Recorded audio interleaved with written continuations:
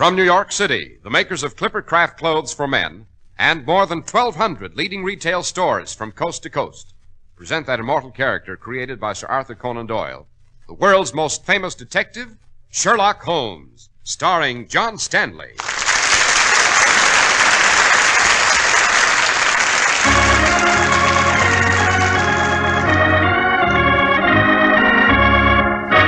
This week's story, The Adventure of the Grey Pasha.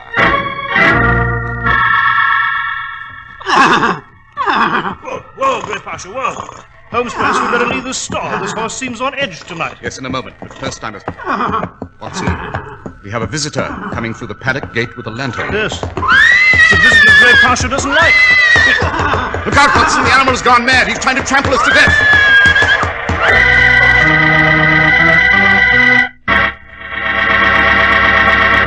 We're at the door of Dr. John Watson's study, and we're about to hear another of his adventures with the fabulous Sherlock Holmes. Well, good evening, Mr. Harris. Good evening, Dr. Watson. Hard at work tonight? Yes, I've just finished a rather remarkable memoir, Mr. Harris. It happens to be one of my favorites. And this time that word is apropos. In short, Mr. Harris, this particular adventure concerns the sport of kings. Well, horses, eh? More particularly, a horse, Mr. Harris. And after you've shown our audience why Clippercraft clothes should be the favorite of discerning men at any odds, I shall be glad to relate the story. And I'll wager it'll hold you on the edge of your seat, right down to the finish. I'm sure it will, Doctor. It goes without saying that you'll be cooler in a specially designed summer-weight Clippercraft suit. But you have another great satisfaction. People will remark how cool you look. That's right, you feel better and look better in your new Clippercraft suit because Master Tailoring assures you that this suit won't creep up or crawl or turn into a mass of ugly wrinkles. That special smartness, that wonderful cool look, won't cost you a lot of money either, because you can buy a tropical weight Clippercraft suit for only $33.75 to $42.50. You get a better suit and save money through the unique Clippercraft plan, whereby more than 1,200 independent merchants pool their tremendous buying power. You get the benefit.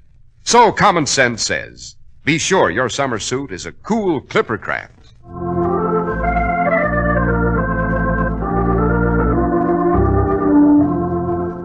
And now, Dr. Watson, what about the adventure of the Grey Pasha? Well, Mr. Harris, it took place in the spring of 1897, a few days before the classic Derby race at Epsom Downs. The odds-on favorite that year was a horse named Grey Pasha, owned by Lord and Lady Kempton. And the second favorite was Roulette, owned by a clubman and man about town named Alex Brand. Lord Kempton and Brand hated each other mortally, and London gossip whispered that Lady Kempton was the reason. Then one night in a London club, the two men gambled at cards. Lord Kempton lost heavily, and finally... Well, Brand, you've cleaned me out. You hold my IOUs for everything I owe. Oh, not everything, Lord Kempton. You still have one asset I should like to possess. My wife, no doubt. You forget your manners, my dear sir. Gentlemen do not bandy a lady's name over a gambling table. Why, you oily swine, are you trying to teach me... I'm trying to tell you that I'm interested in your racehorse, Grey Pasha. You bought him from me as a colt. Now I should like to buy him back. I'll cut the cards for him, Lord Kempton. What you take me for, Brand, a fool? You think I'd gamble away the Derby favorite, the greatest racehorse that ever lived? With Albert Moylan, the finest jockey in England, riding him, he'll throw dust in the face of that horse of yours, Roulette. Perhaps. But what about these IOUs, your lordship? After Grey Pasha wins the Derby, Brand, you'll get your money. Every dirty shilling of it.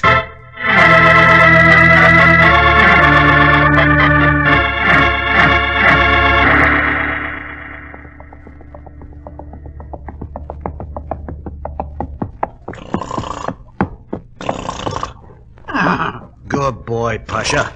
Good run, lad. All right, Charlie. Take him, will you? All right, Albert. Yeah, make sure you give him a good rub down. Oh, hello, Moylan. Mr. Brand, who'd expect to... Mr. Brand, what are you doing here? If Lord Kempton finds you're about his training grounds... Don't worry about his lordship, Moylan. I expect to own his estate here right after the Derby. That was a good ride you gave Grey Pasha just now. Oh, we'll do fine in the Derby, I expect. Suppose you don't do so well in the Derby run, Moylan. What do you mean? I mean, my horse Roulette can win if Grey Pasha doesn't. Naturally, I expect to pay for any small services you might render, and pay liberally.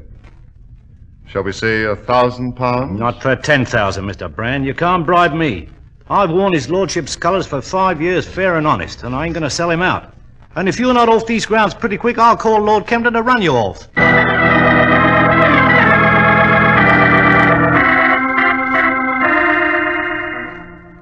So Mr. Brand tried to bribe you, did he, Albert? Yes, Lady Kempton. He was hanging about the stables and the practice track. I see. A contemptuous blackguard. Yes, wait till I tell his lordship. No, Albert. You better say nothing about it to Lord Kempton. He has a dreadful temper, and I'm afraid he'd kill Mr. Brand if he knew. At any rate, I'm worried. Why, milady? If Brand couldn't bribe you, he might try to do Grey Pasha harm. He'd do anything to win the Derby, anything. Albert. Yes, Lady Kempton? We'll be taking Grey Pasha to Epsom Downs in 2 days. Perhaps you better sleep in the stable with him just to make sure that nothing goes wrong.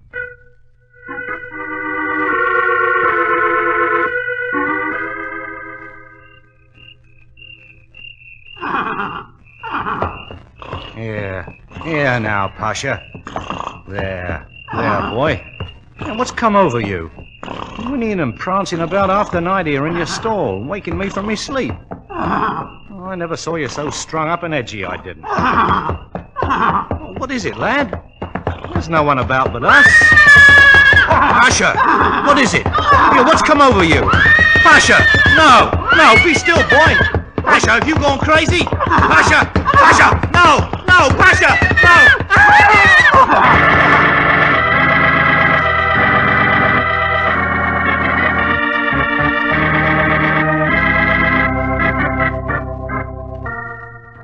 Watson, you are a devotee of the sport of kings, are you not? Well, Holmes, I must confess some acquaintance with the bookmakers, much to my distress. Yes, Watson, so I've observed. But why this inquiry? Good heaven, Holmes, you're not thinking of wagering £1 or 2 on the Derby? Oh, my dear fellow, I deal in facts and logic, not in speculation, however attractive. The fact is, however, that I've just received a telegram from the Royal Stewards. They wish to retain my services in rather an unusual matter. Indeed? What matter? You've heard of Albert Moylan. Moylan? Well, Jove, Holmes, who hasn't? He's the greatest jockey in the Empire. A winner of the Gold Cup at Ascot and the Oaks 2 years running. Now he's riding Grey Pasha in the Derby. He was, Watson. Eh? What do you mean? Albert Moylan was trampled by Grey Pasha in the animal stall last night. The racing authorities suspect foul play. At this moment, the jockey lies at the point of death at St. Thomas's Hospital. Come, Watson, get your hat and stick.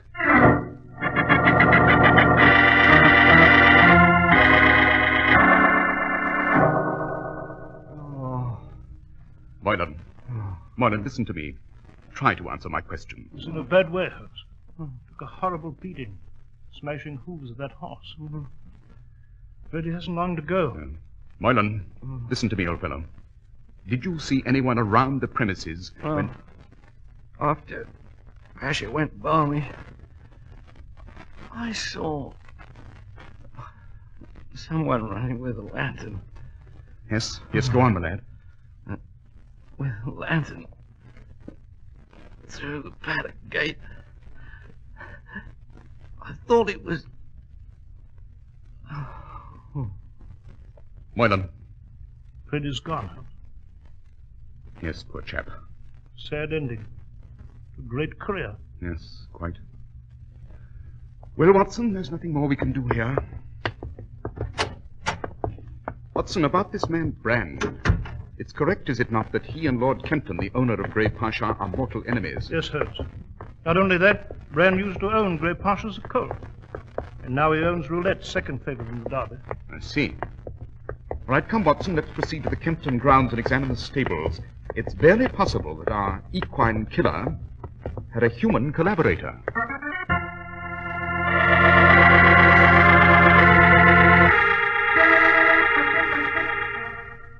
Watson, did you notice anything unusual about Grey Pasha's stall? No, can't say that I did, Holmes. Everything seemed in order. Yes, quite, except for one peculiar and perhaps meaningless fact. The roof of the stall slopes backward and downward steeply, and...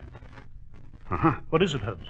Note the footprints here by the paddock gate. What about them? They're some hours old and probably were made by the person Albert Moylan saw last night. And apparently that person was intoxicated. Eh? How'd you know that? It's elementary, my dear fellow, elementary. Observe the irregular, staggered pattern of man's hobnail boots. Note how the prints veer onto the grass and then back onto the footpath.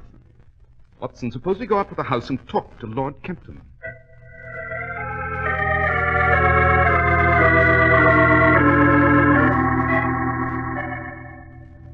Holmes, Dr. Watson, this whole affair has proved my ruin. Indeed? How, Lord Kempton? I'd counted heavily on Grey Pasha's winning the Derby.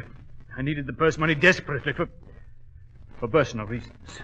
And now Grey Pasha can't win. Moylan's dead. Do I understand, then, your lordship, that this jockey Moylan was indispensable? Oh, yes, Mr. Holmes. Pasha's a high-spirited, temperamental brute. With unfamiliar hands at the reins, he'd be unmanageable. Only Moylan could ride him. This will confound every tout in London, your lordship. Bookmakers are sure to name Roulette the favourite now. Jove, what a sensation this will be at Epsom Downs. And Roulette is owned by Alex Brand, eh? Yes, Mr. Holmes. Alex Brand. Blackguard. He's responsible for this somehow. He hates me and he's trying to break me. He did something to Grey Pasha, Mr. Holmes. Somehow that villain Brand is responsible for poor Moylan's death. Yes, perhaps not. In due time, Lord Kempton, I assure you I shall have the answer. At any rate, there's no need to detain you any longer. Thank you, Mr. Holmes. I shall be at your disposal whenever you want. Poor chap. He has his troubles. Eh, Holmes? Quite. And particularly this morning, Watson. Did you notice the unhealthy pallor of his skin and his rimmed and bloodshot eyes? Holmes, you mean... Precisely. The symptoms are plain, Watson. Lord Kempton was intoxicated last night.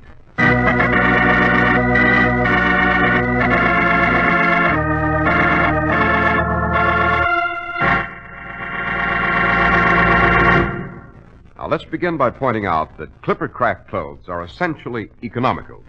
In fact, you'll be surprised at the amount of money you save on a fine Clippercraft suit. But that's not the only reason Clippercraft clothes are worn by the best-dressed men in your community. Men who could pay more, much more. They choose Clippercraft because they like the master tailoring, the exceptional materials, and because they have such implicit confidence in the fine local independent merchants who sell Clippercraft clothes. Each Clippercraft suit and sport jacket is guaranteed by the Clippercraft label, that famous trademark derived from the staunch Clipper ships that established honest New England trade everywhere in the world. Now remember, you can get a superbly fitted, all-worsted Clippercraft suit for only $45. That's why men who know insist on Clippercraft clothes bearing the Clippercraft label. So be sure to visit the Clippercraft store in your city. These leading stores in the metropolitan area are proud to add their names to Clippercraft in your suits, sport jackets, and tropicals. In Manhattan, John Wanamaker's men's stores, Broadway at 8th and 67 Liberty Street, Saks 34th, Broadway at 34th. In Brooklyn, Abram and Strauss. In Newark, New Jersey, Boulevard Men's Shop, Kresge, Newark. And in Jamaica, the B&B Clothes Shop, 16408 Jamaica Avenue.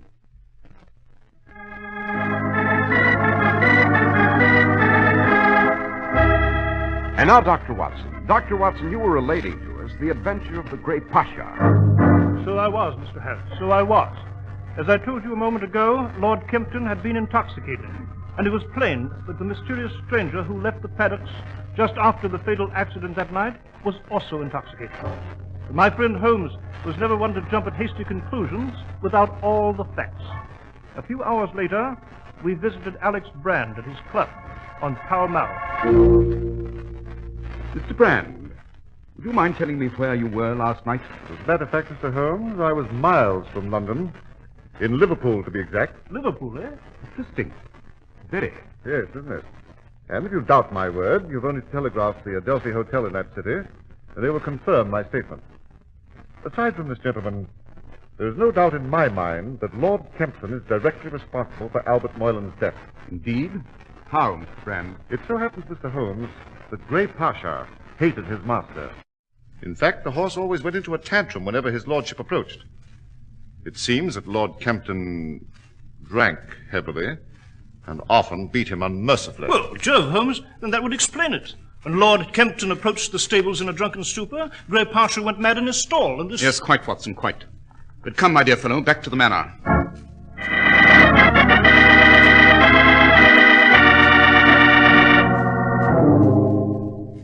So his lordship did leave the house late last night, Lady Kempton. And in an intoxicated condition, eh? Oh, yes, there's no use denying it. He drank heavily because he was worried about his debts to that blackguard, Mr. Brand. It might interest you to know, Lady Kempton, that his lordship wandered down to the stables last night. Charles? He went down to the stables? Then Grey Pasha, he must have seen Charles coming, and he must have... He must have what, Lady Kempton? Nothing, Mr. Holmes, nothing. I regret to say your hesitation is significant. Very. What do you mean? We have it on some authority that Grey Pasha hated Lord Kempton. Went into a tantrum at his very appearance. Mr. Holmes, what are you trying to say? I'm afraid the implication, unfortunately for his lordship, is quite obvious. And, by the way, Lady Kempton... Yes? You smoke. Holmes, what the deuce? Quiet, Watson. Well, Lady Kempton? I? Smoke? Yes. Why, no, Mr. Holmes. I've never touched tobacco. Why'd you ask? Oh, an idle question, and perhaps irrelevant. Now, if you'll excuse us, Lady Kempton, I should like to have another look at Grey Pasha's stall.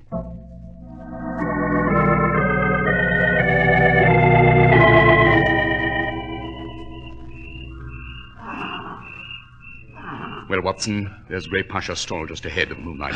Dash it, Holmes.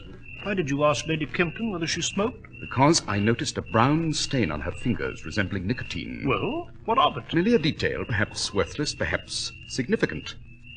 And speaking of details, did you notice that Lady Kempton is a slim and athletic woman? And that the rug on her sitting room floor was a bit untidy? What's the floor of her sitting room got to do with all this? I shall know better when I examine the roof. Confound it, Holmes, you are a Chinese riddle tonight. First you speak of a floor, then of a roof. What roof? The roof of Grey Pasha's stall here, Watson. As you see, it's quite accessible to anyone of reasonable agility because of its low pitch to the ground. I propose to climb up there now and give it a thorough examination. Well, Holmes, what the deuce do you expect to find up there on the roof? Patience, Watson, patience. What is it? What'd you find? The boards of the stall roof here are warped apart. I can see down into the stall itself through this aperture. Is that significant, Holmes? It is indeed very significant. Watson, suppose you find a dark lantern somewhere about the premises. I'm quite sure you'll find one at the groom's cottage, if nowhere else. But why, Holmes? For what purpose? I should like to examine the interior of the stall below, and particularly its occupant, Grey Pasha.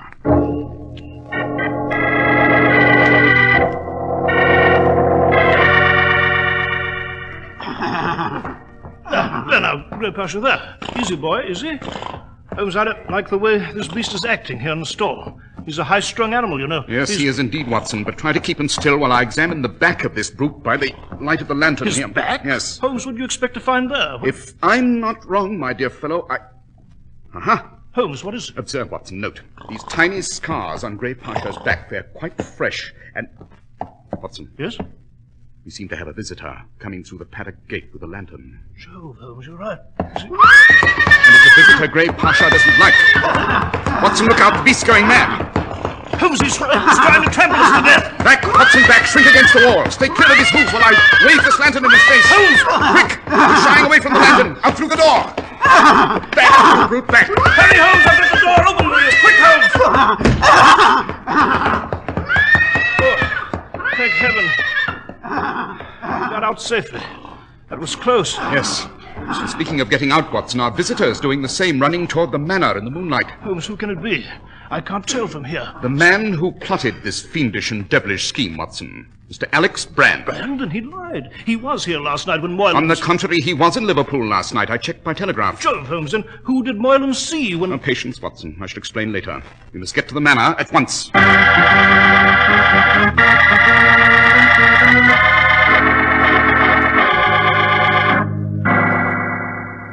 Holmes, why aren't we looking for Brand? What the deuce interests you here in the closet of Lady Kempton's sitting room? Watson, note that the rug is mud-stained. The stains are faint, to be sure, but they lead to this closet. And... What is it, Holmes? Precisely what I expected. A pair of mud-stained hobnail boots. The same boots which left the tracks we saw on the paddock path. Lord Kempton's boots? Exactly. but worn by Lady Kempton last night. Holmes, what the devil? My dear fellow, it's obvious. Lady Kempton wore her husband's boots, planted the footprints, staggered them in a pattern of intoxication, and it was she who drove Grey Pasha berserk so that he trampled Moylan. Yes, but how, Holmes? Think, Watson. The brown stains on her fingers. I have some knowledge of chemistry, and those stains look suspiciously like those caused by concentrated nitric acid. Nitric acid? You mean she... Exactly. Lady Kempton approached Grey Pasha's stall from the rear, clambered up on the roof in the dead of night while Moylan was asleep. Then she poured concentrated nitric acid on Grey Pasha's back through the aperture in the roof. So, Holmes, no wonder the horse went mad. Yes, Watson. And after that, she picked up a lantern at the paddock gate, leaving her husband's telltale footprints. Meanwhile, by previous arrangement, Alex Brand was in Liverpool to establish his own innocence. But I believe it was he who plotted this diabolical crime. You're quite right, Mr. Holmes. I did. Holmes, it's Brand. Lady Kempton. Now, don't move either of you. I am noted as a good shot with a pistol, especially this one. Well, my dear, I'm afraid our little plan went all right. Yes, Alex, but you were so sure Grey Pasha would crush these two when you approached. Well, I must say he did his best. It's obvious, my dear Brand, that it was you whom the brute disliked, not Lord Kempton. Yes, Mr. Holmes. I owned the animal as a colt. He was unruly, and I beat him till he bled. I had hoped that he would take care of you if I visited him personally tonight. But apparently something went wrong. Didn't expect us to get out of the stall, did you, Brand? No, Dr. Watson, I did not. And that leaves me with some unfinished business before Lady Kempton and I leave. After all, I owe you both something. If you hadn't appeared, my horse Roulette would have won the Derby. And... Drop that gun, Brand! What? Holmes, it's Lord Kempton. Quick, Watson, the gun. Seize the gun. Oh, no, you don't. Watson. Yes, it's all right, Holmes. Shot went wild. I've got the pistol now. You make one more move, Brand, I'll shoot you down. Ellen, I heard everything at the door. So you conspired with this fiend? Yes, you poor, weak fool. If I'd stayed with you, we'd have been penniless. You and your gambling. You're responsible for this, Brand. You were going to take her away from me, eh? I ought to throttle you here where you stand. I ought to choke the breath out of you. A rather unnecessary procedure, my dear Lord Kempton. When it comes to that sort of thing, no one does it more efficiently than the hangman.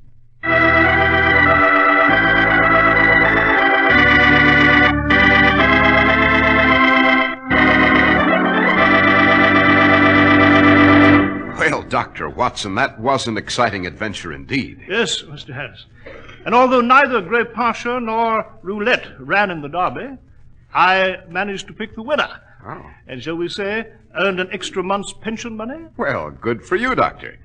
And now, Dr. Watson, what adventure will you have for us next week? Next week, Mr. Harris, I shall relate to you the adventure of Dr. Winthrop's notorious carriage.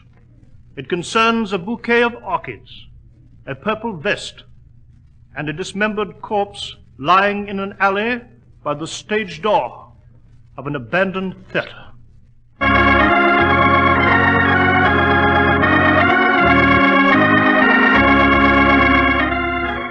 The makers of Clipper Craft clothes and more than 1,200 stores from coast to coast have brought you another in the new series of broadcasts featuring the world's most famous detective, Sherlock Holmes.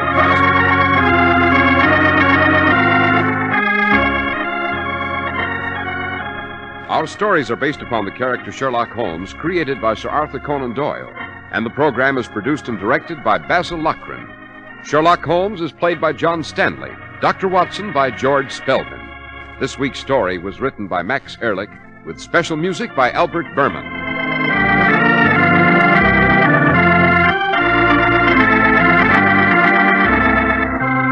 If you don't know your Clippercraft dealer, write Clippercraft, 200 Fifth Avenue, New York City.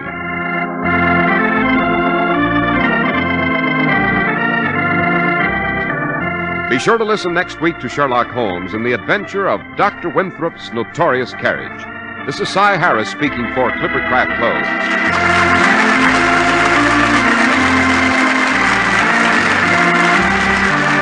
This is the Mutual Broadcasting System. Following station identification, you'll hear Bill Henry and the news.